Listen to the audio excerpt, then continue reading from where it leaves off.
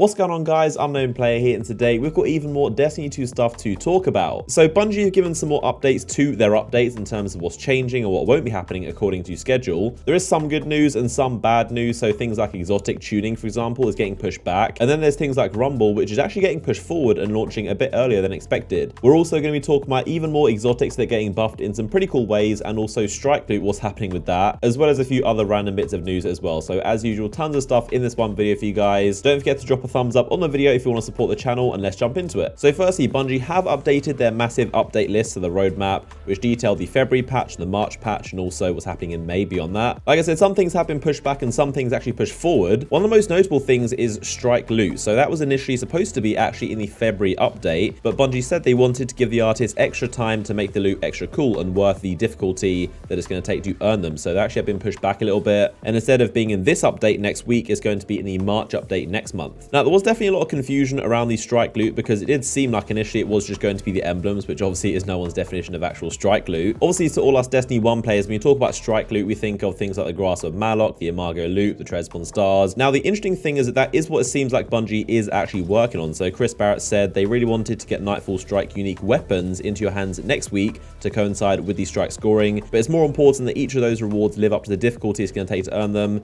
They have to be super cool, so we're giving the artists extra time to make sure they are super cool. Now, this is the first time they've referred to the Strike Loot as Strike unique weapons, so it's a good thing they're not just emblems or little cosmetic things. This actually does seem like it's going to be real Strike Loot and actually weapons, which is the word that they use, and also unique weapons. Now, when they say that, it kind of makes me think they're going to be not reskins, and I'd hope that's the case. But at the same time, this is Destiny, that's probably wishful thinking, so I'm not sure if these are going to be not reskins. We probably are going to get some, to be honest. Definitely sucks to have to wait until next month to get the Strike Loot, but I think it's a good thing that it's going to be better in the end result. But that is everything we know about these Strike-specific rewards and what's happening with them. Now, something else that's been delayed is also the Mod 2.0 system, which Bungie have hyped up to be a pretty big thing. It seems to be an actual massive overhaul to the mod system, not just a couple of new ones that do slightly interesting things. It seems like they're actually doing a massive overhaul, but this big Mod 2.0 system was supposed to be inside the May update with Season 3, or 1.2.0, but that's now been pushed outside that window, so it's beyond the actual roadmap itself. We don't know when Mod System 2.0 is going to come, maybe June or July, which again isn't even on the roadmap, but I really want to see what's going to take them like 4 or 5 months to make this mod system. It must be a really impressive thing. So let's talk about some actual good news, and honestly something that I myself am most interested in, probably more than most things on this actual list, and that is Rumble, free-for-all inside Destiny 2, which to this day I have no idea why it wasn't inside this game. But previously Rumble wasn't even on the roadmap. It wasn't there at all. It was literally just like sometime in the future, possibly fall, and I was so disappointed and so just confused as to why it would take so long to have Rumble inside this game. But the good news is that Rumble has been pushed up and it's launching inside the March update. So next month we're finally getting Rumble. So the way they're going to do it is, of course, next month is also going to be a ton of Crucible changes. They're going to be adding a 6v6 Iron Banner modes. That's what Iron Banner of March is going to be. There's also going to be a rotating playlist including Mayhem, which is good to know as well. And Rumble is going to be inside that rotating playlist. So Rumble isn't going to be a staple mode. I honestly do think it should be a staple mode. It should just always be on the director as an option. But either way, Rumble is definitely coming next month in the 1.14 update with the sandbox and Crucible changes. So in terms of exotic stuff, exotic repetition reduction has been pushed back from the February update into March. Wasn't really a big thing. It's just stopping how many duplicates you get in terms of engrams. Don't think anyone's really hunting exotics these days, but that's been pushed back a little bit. The main thing regarding exotics is the buffs and nerfs to exotic weapons and armor. We've been hearing quite a lot about recently. So I mentioned in previous videos how things like the Sturm, the Darcy, the Fighting Lion, and also the Graviton Lance are all getting pretty big upgrades. Now, this exotic balance pass isn't coming out until May, but we've got a few more details on some other weapons included. So the first one they're buffing is probably confusing a lot of people because a lot of people would consider it very strong anyway, but that is the Sunshot exotic hand cannon. So obviously this is probably one of the best, if not the best, exotic hand cannon. It's very, very strong as it is. Not incredible, and definitely a lot better on PC where hand cannons are obviously amazing, but I think most people would consider it a top tier exotic right now. But John Wisniewski, who is a Bungie developer, he actually works on the sandbox stuff, he said, just saw Sunshot kill explosion chain for a triple kill in the exotic tuning PvP playtest. So what he means by that is obviously at Bungie they test the new sandbox and the changes they're working on, and obviously a ton of Bungie employees and developers and testers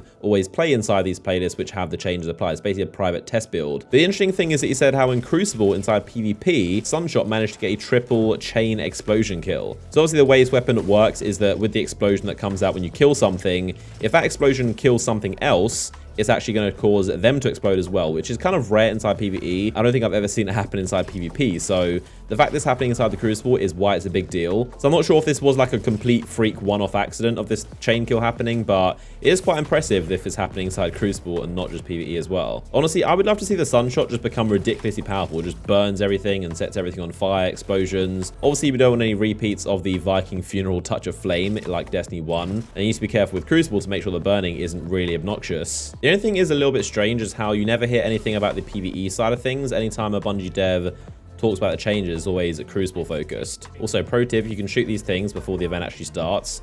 You get some quick damage in. So now that vent is pretty much dead before even starting any of the Scions. But yeah, I'm ready to see the Sunshot become an absolute monster. I would love to see this just be a crazily explosive, high damage, high burning, and really just interesting weapon, even more so than it is. Now, the next exotic actually getting a buff is this bad boy, the Skyburner's Oath, one of the least used exotics in the game. It looks so cool, and I love weapons that are inspired off enemies, but unfortunately it is pretty trash. I'd say this might be one of my least used exotic weapons. I have probably got like 10 kills this thing in total. So John Wisniewski also said some insane gunfights between Skyburner and Graviton in today's exotic update PvP playtest. So apparently both the Graviton and Skyburners are performing quite well inside Crucible. Two weapons you would never ever see, the Graviton Lance, which we talked about before, and especially this thing, but apparently there are some insane gunfights going on. So we have no idea how they're actually going to buff the Skyburner's Oath or what they're going to do to it. Like I've always said, I think they should just make it a Cabal killer. This weapon should do like 20% more damage to all Cabal. I don't see why not. I mean, it's a PvE thing, so just make it ridiculously strong. Kind of similar to the Outbreak Prime in Destiny 1. That weapon had, I think it was Whirlwind something, or the Elixir something, where you get more Fallen damage. So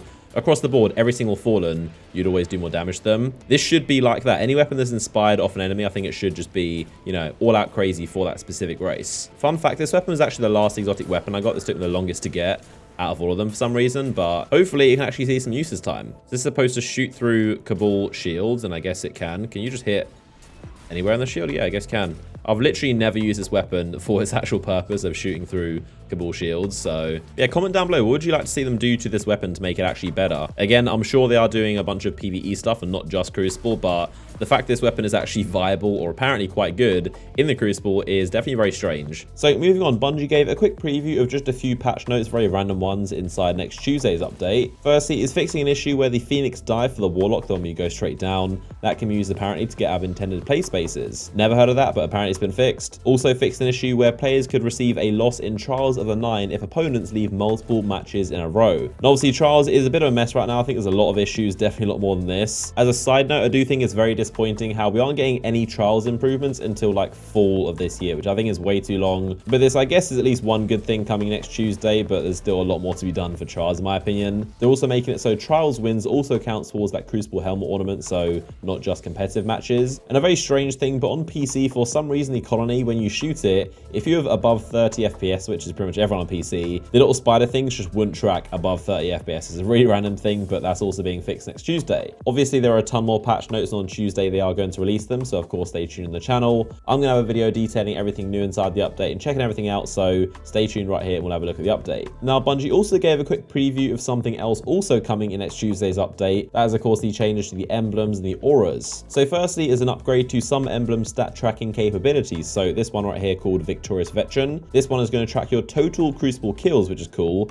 and also Hunters, Titans, and Warlocks individually defeated. So that's a pretty funny feature. I'm not sure if it's an oversight or something they forgot to think about, but pretty much if you want to use an aura of a certain activity, you have to have the emblem of the corresponding activity on. If I want to put my blue Trials aura on, for example, I have to also wear the Trials emblem because the aura is only inside the emblem. Now, the strange thing is they're adding this cool thing called emblem variants, which are, as the name suggests, different versions of each emblem. So that Crucible emblem I showed a second ago, these are all the variants to it, so you can literally change it to be a different emblem within the same emblem, if that makes sense. Some of them are going to have very difficult challenges. So this one, for example, you unlock it after defeating 1,000 Titans, which is pretty funny. And you can see the Nightfall emblem, which has that bonus where if you get a certain threshold, the score for that week, you can get increased Vanguard token drops for you and your fire team in the strike, which is okay, not a massive bonus, but it's pretty cool, I guess. So like I said, it seems like a bit of a step forward and a step back at the same time. On one side, you've got these really cool emblems with variants that let you kind of customize it, so you can have the same emblem as someone else to track the same stats, but the actual icon is going to be different, so you're not sure looking the exact same in the lobby. But at the same time, if I want to use my Trials or my Raid aura I have to use that emblem and not any emblem I want. So honestly, I think collapsing auras into emblems is actually a mistake. I think they should keep it how it is. I mean, maybe I'm missing something here, but it seems like a win-win situation. You get customization of your own different emblem, and you can also wear whatever aura you want. And obviously, let me know your thoughts down below in the comments. I want to know what you guys think of this stuff. So there you have it, a roundup and discussion of everything happening recently and going to be happening soon for Destiny 2. As always, if you did enjoy the video and if you want to support the channel, then a like rating down below before you leave